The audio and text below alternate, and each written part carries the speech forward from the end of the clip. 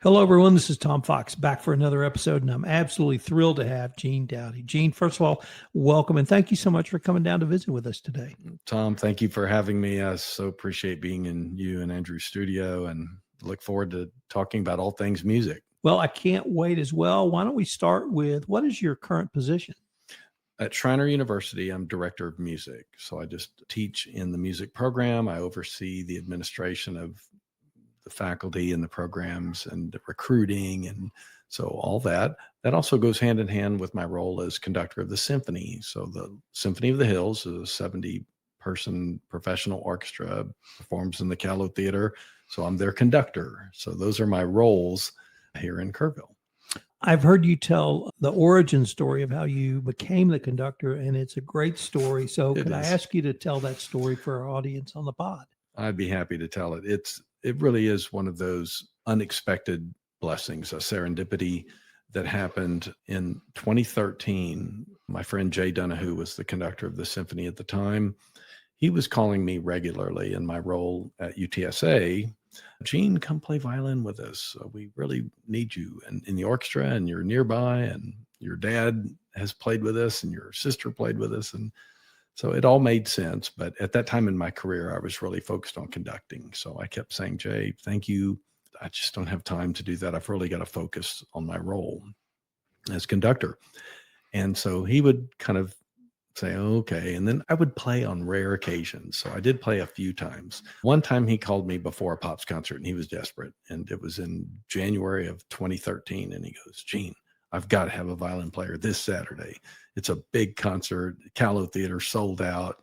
We need you. And I said, Jay, and I hemmed and hawed, but then he said something to me that floored me. He goes, Gene, by golly, if you're ever going to conduct this orchestra, they need to know you. And that hit me.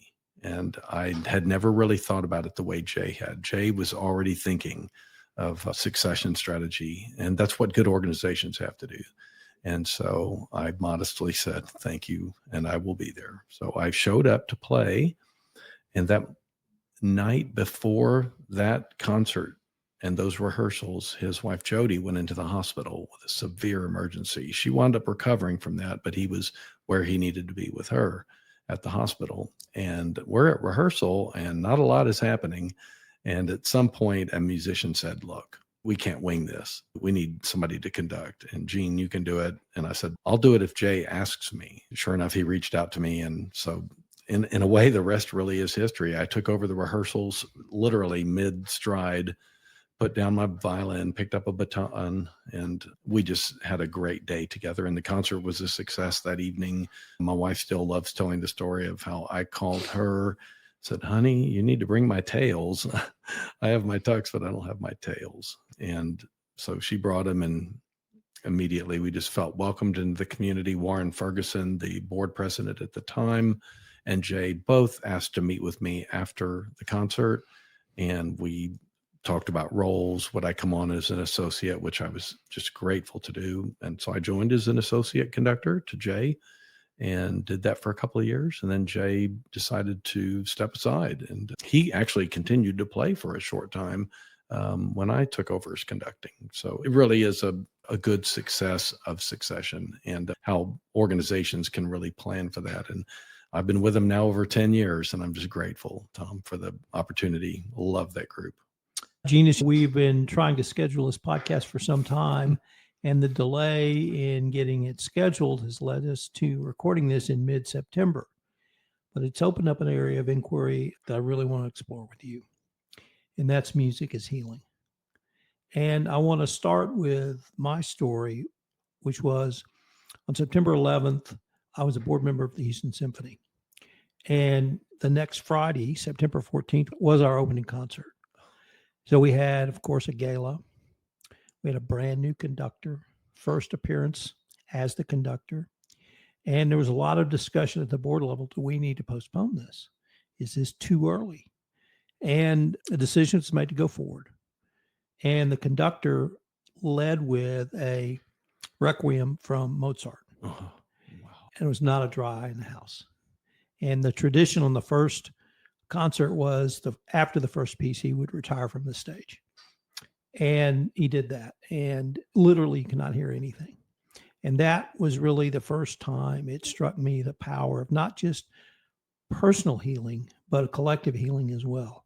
So I say that by way of introduction, which is what's the role of music in our healing here in Kerrville and Kerr County, and what's the role of the symphony in facilitating that? No right or wrong. What do you feel? First off, thank you for sharing that story. I didn't know that about the Houston Symphony at that time.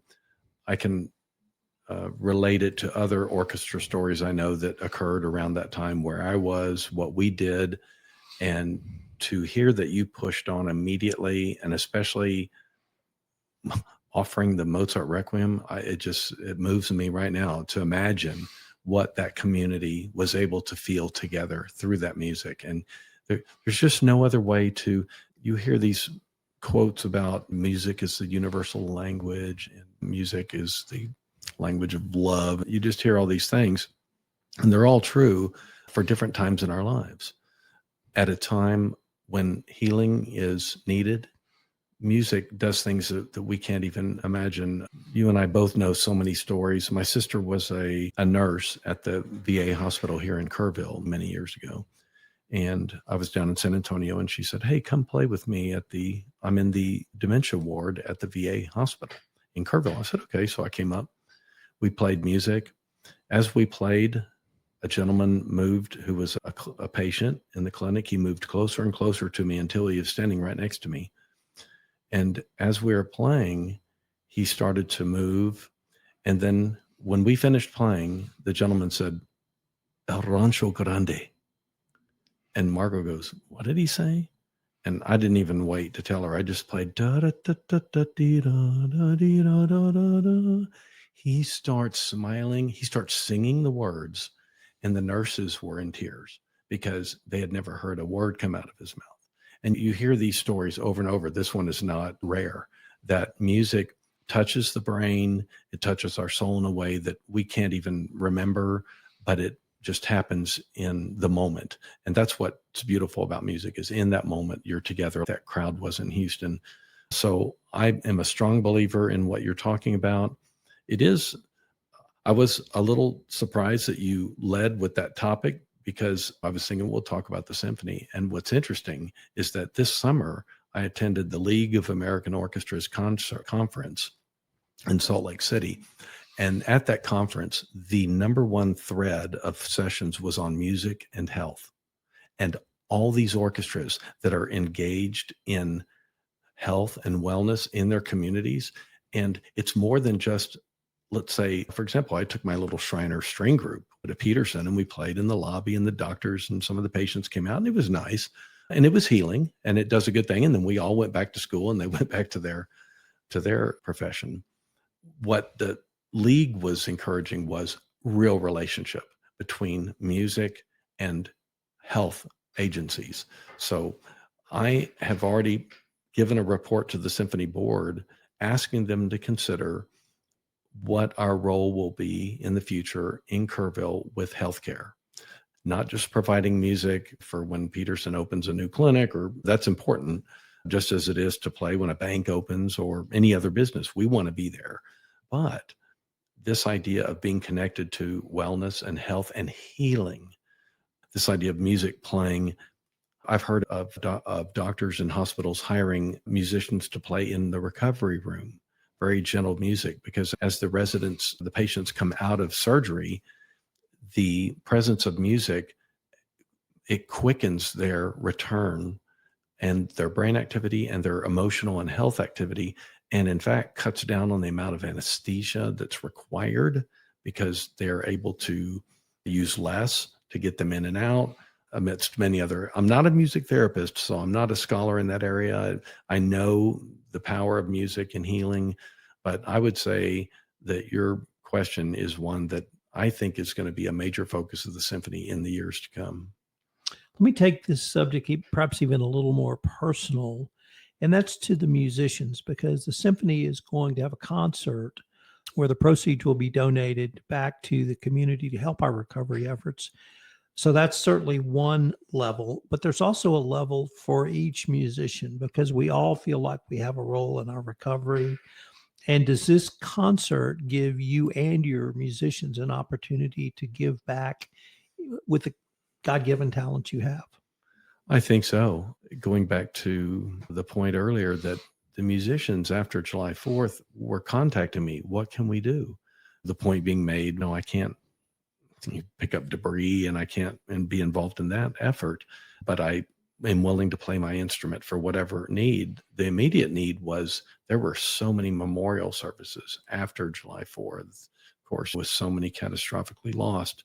So we had that aspect of immediate music required, but also over the long term, being able to plan a concert like this where the proceeds will go to the flood victims through these wonderful foundations, that the musicians feel a part of that, that they are tangibly connected because I'm playing my oboe, whoever that person is, and it's part of a group who's reaching out together. So it is very personal to them. They view this as important as recovery of a victim, because it is about recovery, and music is, we know those healing properties. So I think they are personally engaged and involved. Maybe if we could turn now to the upcoming season of the Symphony of the Hills. Could you tell us the shows or performances you have on tap now? Absolutely. We have a 5-concert season. The orchestra performs in the beautiful Callow Theater, which is, to me, the gem of the Texas Hill Country. It's just one of the most beautiful, ambient, and aesthetically pleasing spaces in all regards. Let's stop there because Okay. I want to explore the Callow Theater a little bit more. And I should have thought about this when I thought about having you on the podcast. First of all, how does a town the size of Kerrville have an A-plus theater that size? I mean, that is so unique in our state. I think you could say that about many aspects of Kerrville, frankly. There are so many aspects of Kerrville, but take the Callow Theater. It always is connected to love because you have a family that is willing to say, hey, there is a civic center in town. It's a little city theater. Let's make it into a performing arts center. So that kind of vision, a city, an arts organization, individuals can dream about that. But when somebody who has the means to make it possible says, we're going to do this. I'm old enough. I performed in that civic auditorium before it was ever what I would call a performing arts center. And it was like any city auditorium you've seen, just kind of bare bones. And I walk in that space still today after so many years, and it's just beautiful. The acoustic in there, you wonder, planning, luck, maybe a little bit of all those things. And they continue to improve it so that the audience's experience is exhilarating. I've sat in theater for productions, and I've conducted, and I've played, and I get every aspect of my experience in there is positive. So I think the answer is when you have somebody like the Callow family and foundation that not only sponsored that, but continued to support it, that's everything. That's why you have that theater. I've certainly experienced the audio from the audience perspective, and you mentioned you have as well, but could you talk about what the audio means to a musician? Oh, yeah, that's a great question. So many times we think about the audience's reception of sound. On the stage itself, the sound is pleasing. That's not always the case. When you get in a certain theaters, you're playing and you can't quite hear your partners around you, and you're playing your part that, let's say, a trumpeter is playing. And if they can't hear the other instruments, they're kind of going on faith, just watching the conductor. It's almost like being in a halftime show. You think about those musicians, they have to watch the drum major, and man, and they always say, play to the motion, don't play to what you hear. But on the Callow stage, you can play to what you hear because you hear everybody. Part of that is because the Callow has a beautiful shell. So that theater is set up to do drama, and it's set up to do all these different kinds of arts performances. But for the symphony, you've got to have a complete shell. So that means sides, back, and roof all have to be then focused out. And that's what they've got. And that's sometimes in what I would call a community theater. It's not always the case. You'll see and I don't mean anything like, I love our local school auditoriums. They're fantastic. But, if you have a curtain in the back or something like that, or a storage area or something like that, the sound's going to go there. But when you have a shell, everything is confined and moves out. So that's why the stage sounds so good. Okay, back to your 25, 26 concert season. Could you tell us a little bit about each performance? Absolutely. So we themed the entire season, 25 years, a time to celebrate. And so each concert is connected to that theme. So a time to celebrate, sure, it's our 25th anniversary season, beautiful silver anniversary. Our first concert 2 years ago, Tom, somehow we came up with the idea of a time to remember. And so we had a great program picked, Bach to the Beatles. You're looking at the greatest music of all time to kick off our season. And then what does a time to remember now mean with July 4? And it still carries the weight of the beauty of remembering people who were affected by the flood. So that first concert stands, a time to remember. That's October 9th. Of course, the following week, we go to San Antonio, as you mentioned, for the tribute concert. In December, a time to rejoice. And we'll perform Handel's Messiah.